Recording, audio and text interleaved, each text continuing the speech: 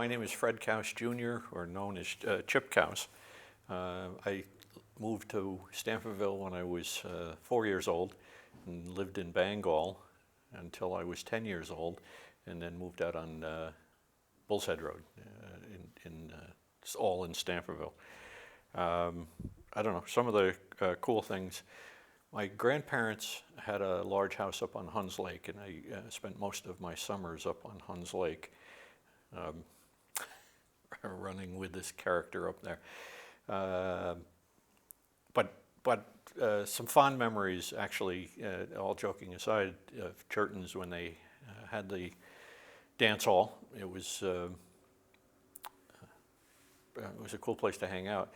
And Walt was pretty generous whenever I went in there. Help yourself to a soda. I don't think I ever paid for a soda in there in my entire life. And at the time, he rented rowboats to guys who would come up and go fishing. And if you were there at the end of the day, they would give you their leftover bait. And after they left, you could check their boats and pick up lures and things that they lost. I thought that was pretty cool. One of the things that I thought was pretty cool about the town of Stanfordville was the project to build the ski slope. And I participated in that as a teenager. There were a number of town fathers who I would say came out of post-World War II generation, and they did an awful lot of things in the town. They built the town recreation, the current version of it, and built the pond and that. But one of the coolest projects that I think they did was the ski slope, at the town dump. Dick Statz, Chet Oakley, Dave Robertson, my father, Red Ryan, and I'm sure that there were others that I forgot, who carved out of the hill a couple of slopes in the first year, and the Statzes donated a tractor. Red Ryan put in the posts, and they built a rope tow up there.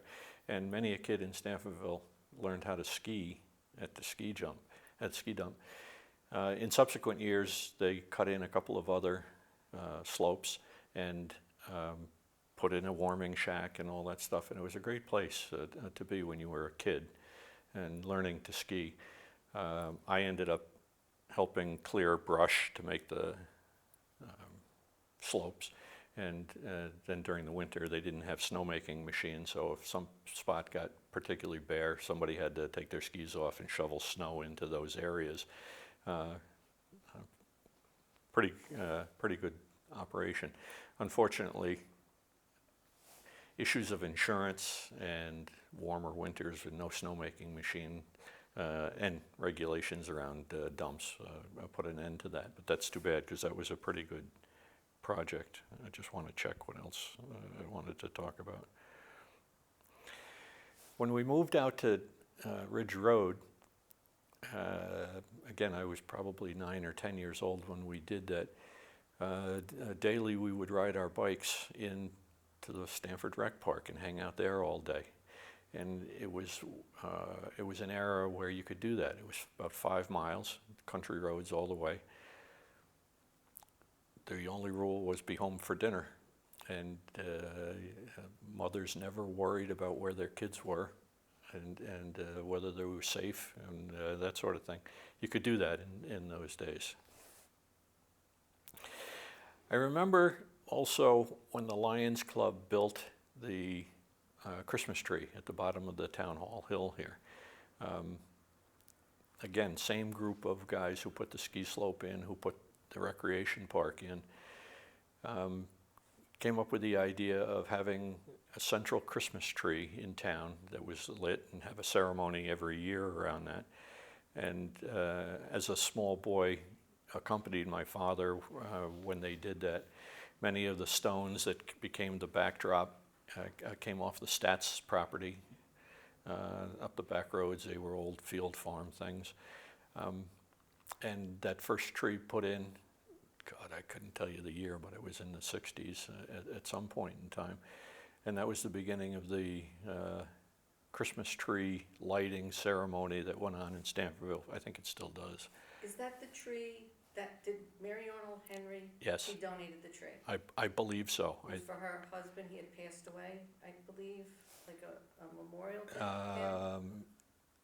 Either that or her son, Okay. Shockley. Okay. Jim and Mike Shockley's father was killed in a car accident Okay. when they were young boys. I thought it was a memorial to somebody. Yeah, so- I think you're right on that. But it was the Town Lions Club that built that. And again, there was a phenomenal group of guys, most of them are dead now, unfortunately, who did all of those things. On the less politically correct end of the spectrum, I remember when the Lions Club did, they did, Yeah, oh shit, I can't think of it there. they would do shows. Shows, yeah. Shows that today would be appropriate. Minstrel shows, Yeah, yes. They would be shot right down today. Yes, not politically correct today, Right. but again, part of the small town environment that was Stanfordville in the day. And as we found out in in the scrapbooks, the Schools- school even did them. Schools Yeah, did that was a them. little bit earlier. That was back Yeah. in the 30s and Right. 40s, but they were regular events, Exactly. and they weren't always intended to be racial issues, but in hindsight, they were not particularly cool. Well, the other thing the Lions did, they used to do the calendar girls. Was your dad ever a calendar girl? Yes, yes, I had forgotten about that. Oh, it's too bad that some of those still don't exist. We have a calendar. Do you really? Yes, Oh, we do. fantastic. Yeah, we have That's a calendar. absolutely. I went to school in this building from kindergarten to 6th grade. In my first year here, 5th and 6th grade were combined. There was not enough students for two classes. Your father-in-law was the principal at the time and taught, I believe. But this room was 5th and 6th grade combined. And in my kindergarten year, midway through the year, we got a new flag. Alaska and Hawaii had joined the Union, and we went from 48 star flag to 50 star flag. That's pretty cool. Kind of event to remember.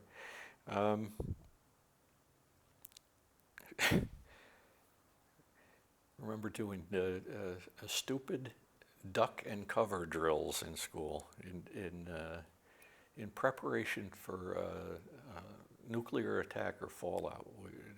There was a bell in this building that would ring, and all the kids would have to go to an interior wall and cover up as if that was going to protect us from a nuclear bomb. Seems stupid today, but boy, they were regular events in the time. Another chapter of Stanford history that's perhaps not as nice was Pete Miller's passing. And Pete Miller coached my Little League team when I played for a year or two. And he was a pretty good guy. It was a sad day when he died in town.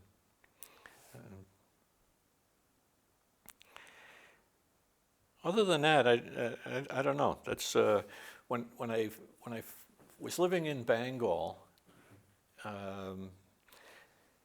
It was just at the point in time when the Stanford School District joined the Pine Plains School District at the elementary level. When the school district centralized in the 30s, Stanfordville joined at the high school level, but maintained a separate elementary system and board. And it was a year or two, I think, before I started school that happened. We lived in Bangor, and that was considered walking distance to school. I don't know what it is, probably a mile and a half to the Bangor area. And in those days, my parents didn't, and a number of parents didn't want small children walking to school.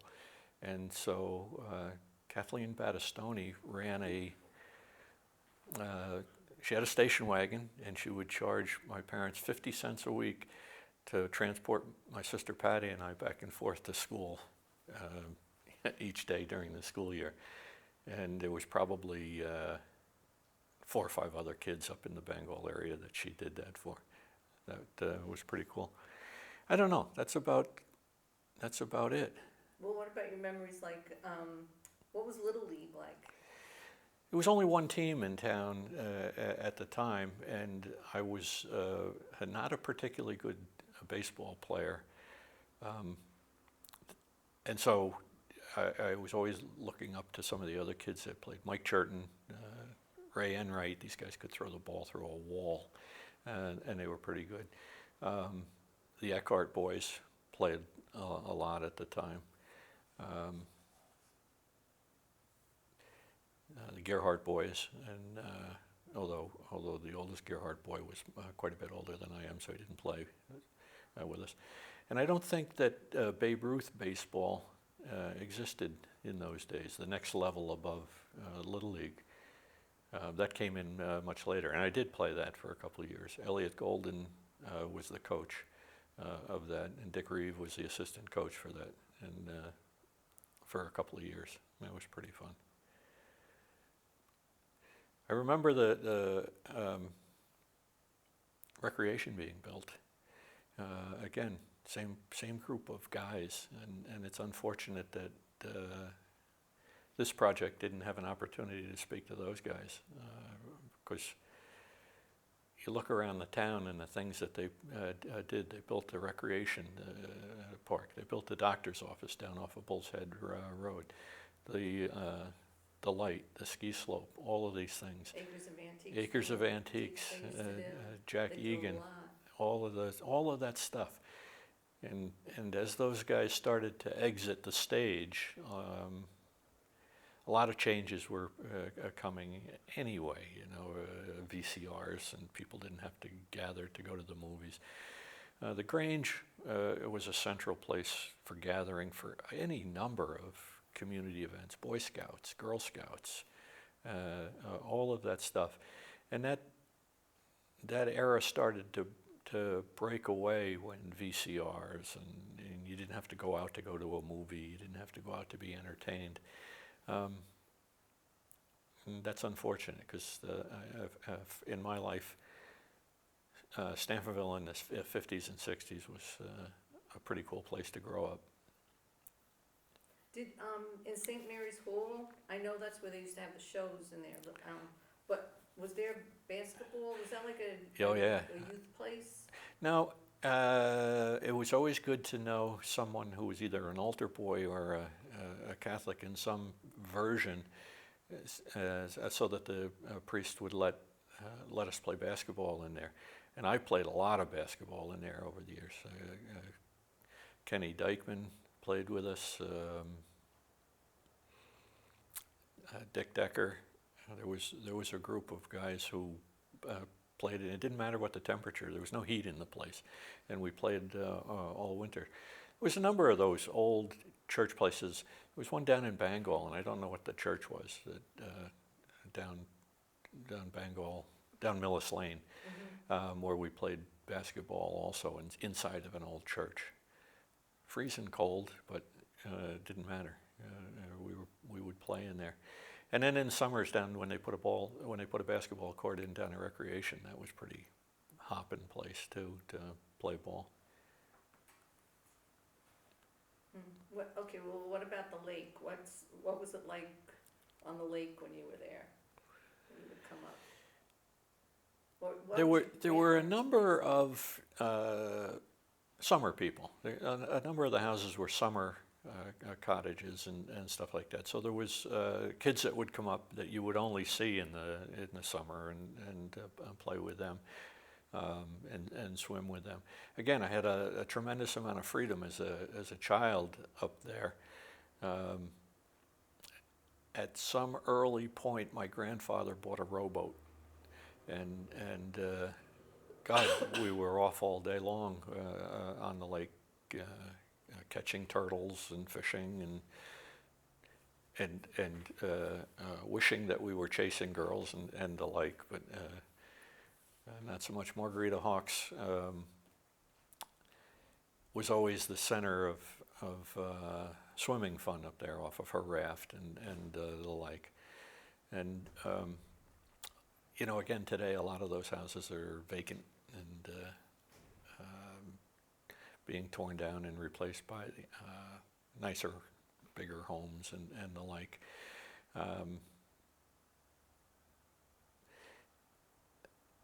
I don't know what the house is where the Deans lived. Okay, And the Deans live, right now that's Stamp's house. Where Gould lived in also? Gould, yeah, Frank and Nora Frank Gould and Nora had that. There was always interesting people in there, Watkins, and they were in there for a few years, and they had young boys, and so we palled around with them. Well, Jody Was is a a dean. dean. Yep, yeah. Her brothers were a bit younger than I was, and of course in those days you didn't hang out with kids that were 3 or 4 years younger than you. It just wasn't cool. Was the Fat Girls Camp there at that point? Oh man, yes, absolutely. I forgot about that. Yes. Any good stories about that? Oh yeah. Mike Churton and I used to to sell them slices of bread, and they would walk around the lake, and we would sell them slices of bread or candy bars. Get a nickel candy bar and sell it for $1 or something like that. And it was always funny to be up there at swap over day when the parents would drop them off. The girls, they didn't know where the hell they were. They were way out in the country, so they didn't want to be there or anything like that. The cars were all parked where your house is now. They used to Really? park in there. Oh yeah. Yeah, neither of those houses, yours or the one next to Hogel's house, were there at the time. So that was a parking lot for the cars during swap over days. And God, the girls hated to be dropped off in that place. They knew they were in for torture on it. Did you ever date any of them? No, I was too young for that sort of stuff. But there was quite a dock system in the lake there in the day. I mean, there was quite a dock went out quite a ways and created kind of an inner a place. Obviously the girls didn't swim that well, and that went the way. Just I don't remember it being pulled out, but it came out. There was also the Fischeras owned. Where my Uncle Tommy and Aunt Jenny lived. Yeah. Right, at that house, and they had built like a submerged swimming pool in the lake, Right. with a series of walks out to it, and I think it's still there. You can snag it when you're fishing and we always thought that was kind of cool. The kids were too citified to swim in the lake at the time, but the frame stayed there for many years. Imagine it's gone by now, but. What about Chinese Alley? Yeah, the lake unfortunately has overgrown quite a bit. You could go quite a ways up into Chinese Alley, and we would go up there as kids to catch turtles and the like. I don't remember how far up it went, whether it went up all the way to the house in the back there. I can't think of the people's name anymore who had them. Rims? Had the house up there? Yeah. I think you could go all the way up to the Rims house in the day.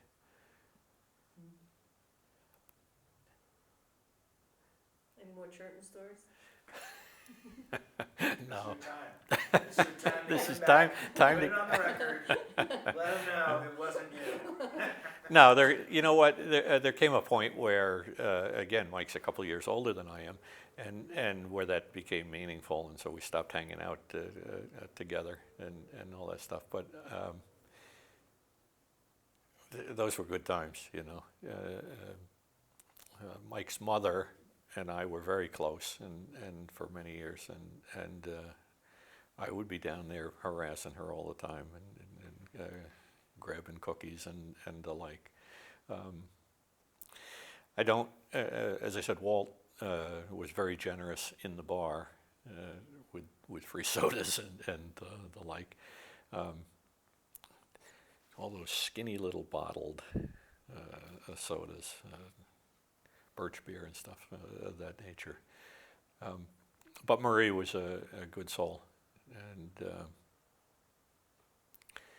again, a part of Stanfordville that's gone. So. Do you know this, what about the story about when the car came down the hill from your grandparents? Somebody got in the car? Well, again, that was a bit before me. That was my Uncle Al, and oh God, I'm terrible with names. His son of, or the, Jesus, I can't think of their name. They lived down at the end, across from where, I'm sorry, I can't get the name, but there were three of them. And my Uncle Don, it was my Uncle Don's car, and he was off in the service. And he asked Al to start it every now and then. And so one day Al and the two other guys decided they would take it for a ride, and they went up around. Mrs. Balzer owned the one-room schoolhouse at the time, and they were scared to death that she was going to turn them in to Marie, my grandmother. So they decided to back down and backed over that cliff, and they're lucky that they weren't killed. But I think one of the kids broke his leg, and I heard Mickey Dillinger pulled them out. I don't know how true that one was, that he found them and got them out of the car. I think that's true. I think that's true. But that again, that was if I was alive, I was just alive. Well, it's funny because Jeff and I were walking around the lake one day, and we got near the bridge, and there was some men standing there looking at the bridge, and Jeff says, "I wonder what they're looking at. They can't know anything about what was down there." Turned out it was your uncle. Oh yeah. He had, I think it was, does he have sons? Yes. He had them with him, and, Yes. and that's when we heard the story about the car. Well, I have the article out of I found it in newspapers.com or something of that, and sent it to Al recently. I wish I could remember who the two guys were that were with him, but they were on the lake. What's Peach's brother's name? Oh, Bill Wilder. Billy Wilder was one of them, and Remember that when we interviewed him. yes, actually I remind him because I just sent him a copy of the article. Okay. Is he around? Yes. Oh, okay. I should stop up and see him also. Yeah. I also I remember up there the night Ronnie Hurley and two other kids were in a car accident up there, and the telephone pole and the wire came down, and the kid was electrocuted. Was that on the corner down by me? No, it wasn't. It wasn't on the lake. It was over by the bird farm, on that corner? terrible corner there. Yeah, that was Ronnie told me that story several times. How they were trapped in the car, and two of them jumped out, and the third one hit the metal and was electrocuted. Didn't make it. Mm. So the dance hall was actually open, well, what is it, like 1965, 66 it closed in there? I think somewhere around, no, maybe a little bit later, closer to 70? No, I think mid to late 60s was, I think Walt got sick fairly early, and they closed it back. Again, it was a different time. There was a woman up on the other end of the lake who played the piano there, Elsie, and but that had sort of stopped somewhere along the line. Again, at different times, but it was a good place to go to grab I don't know, hamburger, hot dog, and that sort of stuff. I obviously was too young to drink, so. But there was a regular crowd that stopped there for a beer at the end of the day, or after fishing or something like that.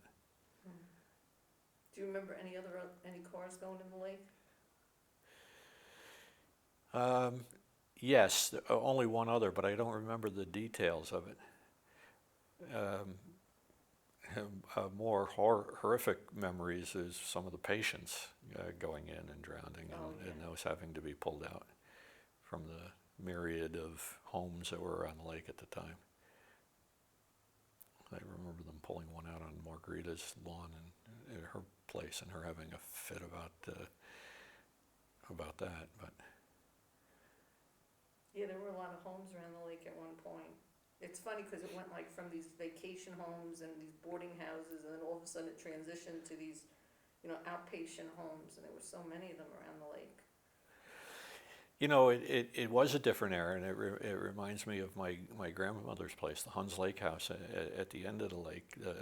We should study the history of that.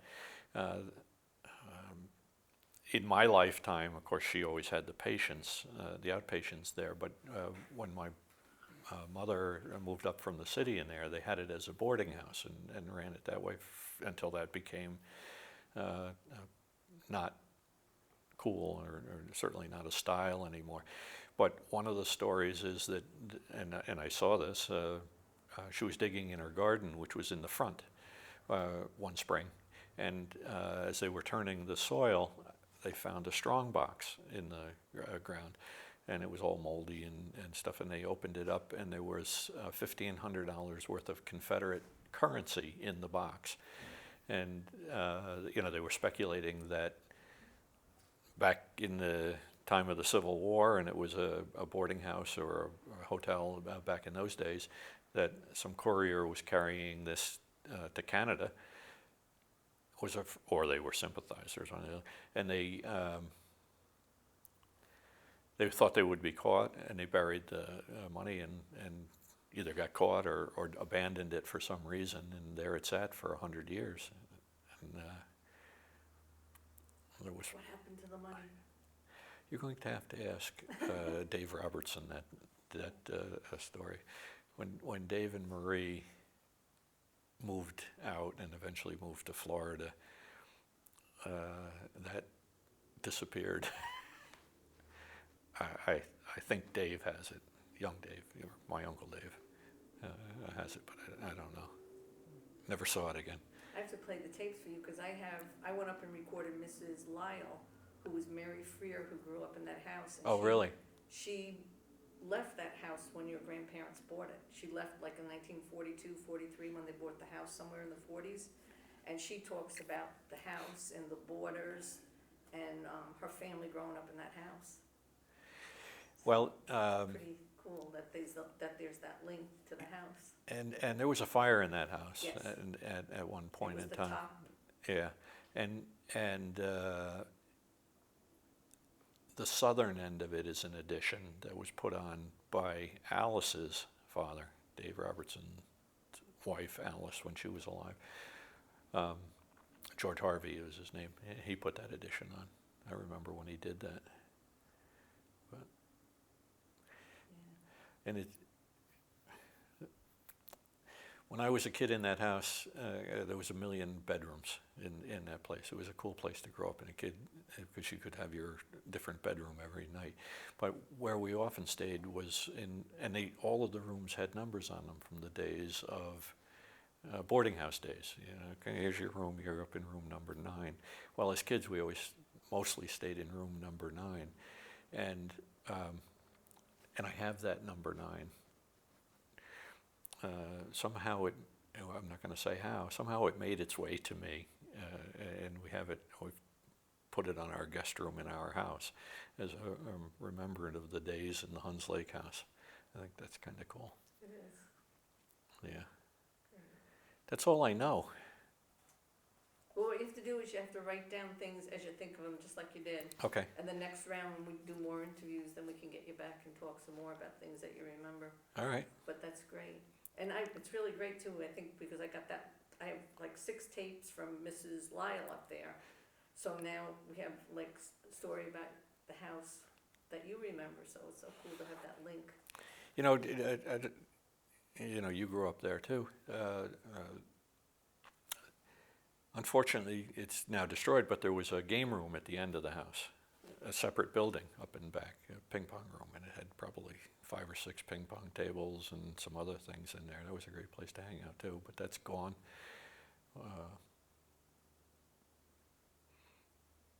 I suspect that was a draw for the boarding house days, but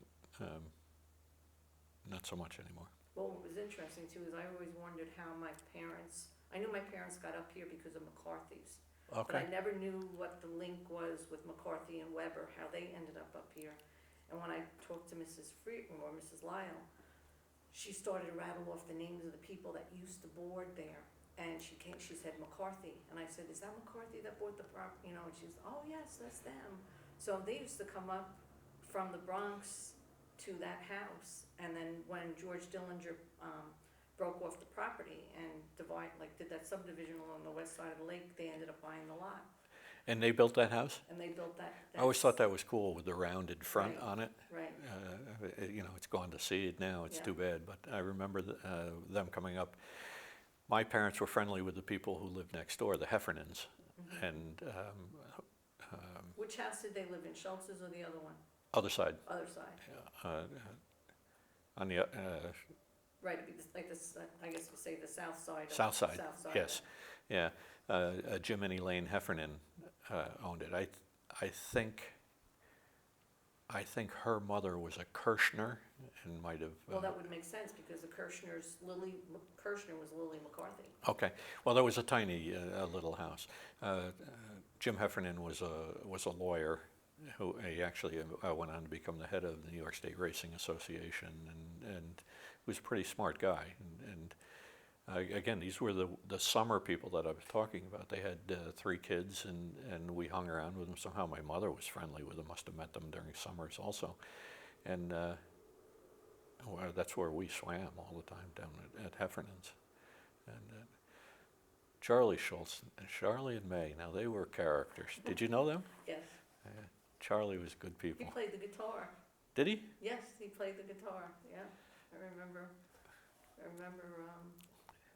that Charlie was- Schultz was the first guy that ever heard the tube steak about hot dogs. Come get a tube steak. But yeah, good people. Yeah, there was a lot of really great things that used to go on around that lake. Yeah, and you know it's funny. I have a summer home up in Vermont, and the lake has gone through a similar metamorphosis where 30s, 40s, and 50s style homes along the lake are abandoned, torn down, and larger homes come along the way, and to some degree that's starting on Huns Lake. You know, Yeah, different crowd. yeah, they were happy to have the little places that they had to come up to, Absolutely. and that was it. Yeah, Just and that's all you the little needed. Cabins, yeah. Yep, that's all you needed. Yep, a lot of good times. Yeah, actually, when I go by McCarthy's, it breaks my heart because that was such a cute little place with that rounded front. You know, I just thought that was the coolest thing. If I remember right, it was like, it was like mirrored. One side was the same as the other. It Yes. was like a mirror Yeah, image of it. yeah. But you know, by today's standards, of course, it was tiny, but it was such a cool house. Yeah, my mother and father, my mom always talked about Frank Weber when they would come up. Frank was going out with Virginia McCarthy. And Virginia McCarthy was engaged to my dad's best man. So that's how the whole thing, they were all from Yep. the Bronx, the same parish and everything. But my mother always said what a bully Frank was, because you couldn't go out on the dock without getting thrown off of it by Frank Weber. He had to like show off his marine muscles and throw you off the dock. And she was like, she never liked him. She liked him, but she hated him for that aspect. Well, of it. you know, he was a funny guy, Frank. You know, but fair. Yeah. I always thought highly of him. But he was king of the raft. But he was king of the raft. Yeah, that went down through his lads too. Yes, I know it did. The 2 of them were pretty tough boys growing up. Yeah, Yeah, but, yeah, it's good. he never messed with Tommy. Yeah, Jeff's got some stories too. Yes, yeah. Although it you know, it's funny because I always thought Tommy was a bit of a bully too, and all that. But when he became a state trooper and you needed him, he was right there. He was very fair And he yeah. didn't. You know, I mean, you'd say those are kids' things that you grow out of, and Tommy certainly did. He became a fine representation in the troopers for sure. Yep. So.